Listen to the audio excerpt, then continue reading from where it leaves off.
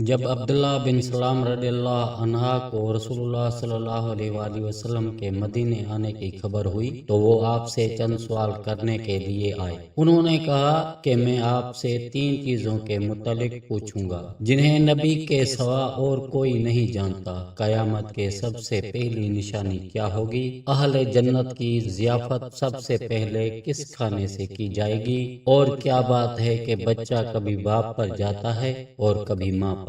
حضور صلی اللہ علیہ وآلہ وسلم نے فرمایا کہ جواب ابھی مجھے جبریل نے آ کر بتایا ہے۔ عبداللہ بن سلام نے کہا کہ یہ ملائکہ میں یہودیوں کے دشمن ہیں۔ آپ صلی اللہ علیہ وآلہ وسلم نے فرمایا کہ قیامت کے پہلے نشانی ایک آگ ہے جو انسانوں کو مشرق سے مغرب کی طرح لے جائے گی۔ جس کھانے سے سب سے پہلے اہل جنت کی ضیافت ہوگی وہ مچھلی کی کلیجی کا بڑھا ہوا ٹکڑا ہوگا جو نہایت لذیذ اور زود ہضم ہوتا ہے، اور بچہ باپ کے صورت پر اس وقت جاتا ہے جب عورت کے پانی پر مرد کا پانی غالب آ جائے، اور جب مرد کے پانی پر عورت کا پانی غالب آ جائے تو بچہ ماں پر جاتا ہے۔ عبداللہ بن سلام رضی اللہ عنہ نے کہا میں گواہی دیتا ہوں کہ اللہ کے سوا کوئی معبود نہیں، اور گواہی دیتا ہوں کہ آپ اللہ کے رسول ہیں۔ پھر انہوں نے عرض کیا یا رسول اللہ، یہودی بڑے بہتان لگانے والے لوگ ہیں، اس لیے آپ اس سے پہلے کہ میرے اسلام کے بارے میں انہیں کچھ معلوم ہو ان سے میرے متعلق دریافت فرمائیں۔ چنانچہ چند یہودی آئے تو آپ نے ان سے